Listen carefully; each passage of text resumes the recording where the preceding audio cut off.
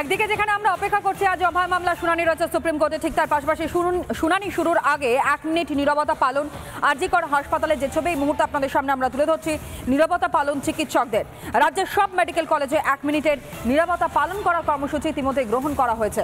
সৈকত আমাদের প্রতিনিধি এই মুহূর্তে সরাসরি। সৈকত, এর আগেও আমরা দেখেছি সুপ্রিম কোর্টে যখন শুনানি পর্ব চলছিল ঠিক সেই সময় আর.জি. কর মেডিকেল কলেজ হাসপাতালে যেখানে অবস্থানে রয়েছেন চিকিৎসকরা, সেখানে একটা জায়েন্ট স্ক্রিন রাখা হয়েছিল এবং প্রতি মুহূর্তের দিকে নজর রেখেছিলেন আন্দোলনরত চিকিৎসকেরা। আজকের ছবিটা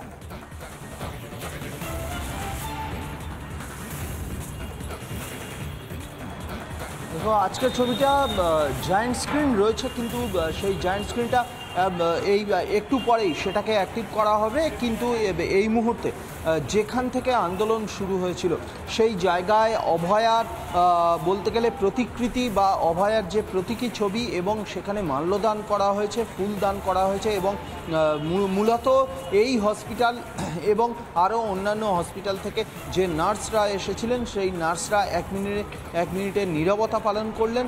আমরা জানি আজকে সেই বহু প্রতীক্ষিত সুপ্রিম কোর্টের সেই হিয়ারিংয়ে কি উঠে আসে, সেই হিয়ারিংয়ে সিবিআই তদন্তের গতি প্রকৃতি নিয়ে অনেক কিছুই থাকবে। তবে যে বিচার চাইছে গোটা দেশ বলতে গেলে বা গোটা রাজ্য বলতে গেলে, যে বিচার চাইছে সেই বিচার কবে পাওয়া যাবে সেটার হয়তো দিক নির্দেশ বা সেই বিষয়ে কোনো সদর্থক বার্তা হয়তো আজকের সুপ্রিম কোর্টের থেকে পাওয়া যেতে পারে। সুপ্রিম কোর্টের বিভিন্ন অবজারভেশন, বিভিন্ন পর্যবেক্ষণ কোর্ট কি জানায় সেই দিকে কিন্তু নজর রাখবেন আন্দোলনরত জুনিয়র চিকিৎসকরা। তবে তার আগে এর আগেও যেদিন হিয়ারিং হয়েছিল সেদিনেও কিন্তু এই ব্যবস্থা ছিল, এবং আজকেও 1 মিনিটের নীরবতা পালন করলেন চিকিৎসা কর্মীরা, নার্সরা। এবং অভয়ার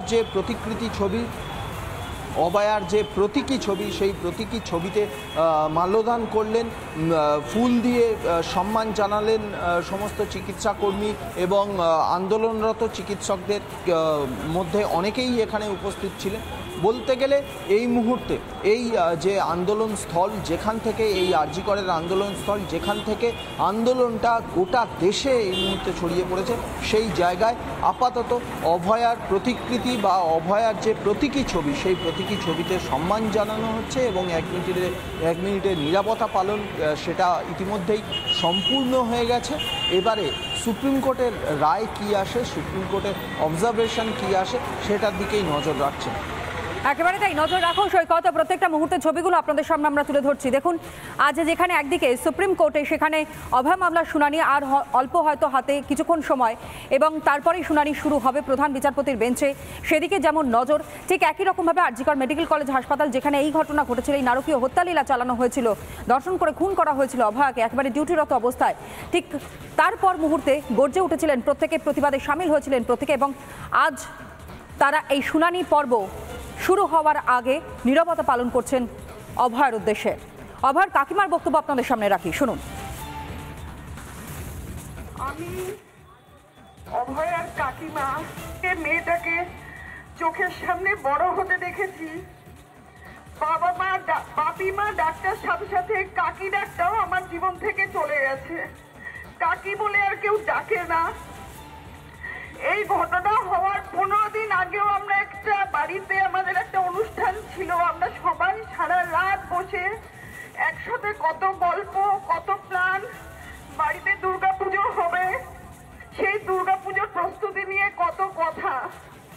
তার 10 দিন পরে যে আমাদের ভাগ্যে এই নিষ্ঠুর দিনটা অপেক্ষা করছে, আমরা কেউ কল্পনাতেও কোনোদিন ভাবতে পারিনি যে আমাদের জন্য এই দিনটা অপেক্ষা করছে।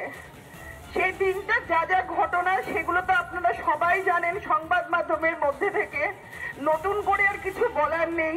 শুধু আজকে এখানে দাঁড়িয়ে এটাই বলবো যে উই ওয়ান্ট জাস্টিস, না উই ডিমান্ড জাস্টিস। এই কথাটাই আপনারা বলবেন যে উই ডিমান্ড জাস্টিস। আমরা ওয়ান্ট নয়, উই ডিমান্ড। আমাদের জাস্টিস দিতেই হবে, এটাই হচ্ছে কথা। আর কোনো কথা বলবো না যতদিন না এই ঘটনা সুবিচার হয় এবং এই নিষ্ঠুর নির্মম হত্যার যতদিন না কোনো আমরা বিচার পাই, আপনারা কেউ রাস্তা ছাড়বেন না। আমরা হয়তো সব সময় বেরোতে পারি না, অনেক প্রতিকূলতা, অনেক বাধা আছে আমাদের, কিন্তু আপনারা কেউ ছাড়বেন না এই জায়গা। আমরা মানসিকভাবে সব সময় আপনাদের পাশে আছি। যতদিন না এর জাস্টিস কথা, আর কিচ্ছু বলবো না আমি। বিচারের দাবি করছেন প্রত্যেকে। দেখুন সেই বক্তব্য আপনাদের সামনে আমরা তুলে ধরলাম। পাশাপাশি চিকিৎসক তনয়া পাজা কি বলছেন একবার শোনাই আপনাদের, শুনুন। ট্রায়াল কিন্তু সেশনস কোর্ট থেকে হয়, সুপ্রিম কোর্ট কিন্তু ট্রায়াল কোর্ট নয়। তো সুপ্রিম কোর্টে যে সুমোটো যেটা নিয়েছে সেটার উপরে যদি কিছু আসে, যে সেই জায়গাটাতে আমরা এক্সপেক্ট করছি কিছু যদি আসে। আদারওয়াইজ মানে ভার্ডিক্ট নিয়ে হয়তো আজকেই, মানে ফাইনাল ভার্ডিক্ট নিয়ে কোনো এক্সপেকটেশন আজকে আমাদের কারোরই নেই সেরকমভাবে। আর কারণ সেটা ট্রায়াল কোর্ট ছাড়া হয় না, তো সেই হিসাবে। আর তথ্য প্রমাণ লোপাট নিয়ে যেটা বলছেন সেটা কিন্তু সবার কাছেই খুব স্পষ্ট। হ্যাঁ, নতুন করে আজকের স্টেটমেন্টে নতুন করে বলা নেই, সবার কাছেই স্পষ্ট। এবং আমাদের দাবির যেটা, সেটা ফার্স্ট দাবি জাস্টিস, সেকেন্ড দাবি এটাই যে তথ্য প্রমাণ লোপাট করার জন্য যে বা যারা জড়িত, সেটা যেই হন না কেন, স্টার্টিং ফ্রম কলকাতা পুলিশের উচ্চপদস্থ আধিকারিক, পুলিশ কমিশনার থেকে শুরু করে প্রত্যেকজন, তারপর আপনার টালা ডিসি নর্থ, ডিসি সেন্ট্রাল, যেগুলো পরপর উঠে এসেছে, এবং অভয়ের মা বাবার বলা কথায়ও যেগুলো উঠে এসেছে, সেই প্রত্যেক মানুষজনকে চিহ্নিত করাটা সেটা আমাদের দাবির মধ্যেই আছে। তো আজকেই যে সেটা হয়ে যাবে সমস্ত কিছু একদিনে, এক মাসের অবিচারের পর একদিনে সব হয়ে যাবে, সেই এক্সপেকটেশন আমরা আজকেই করছি না।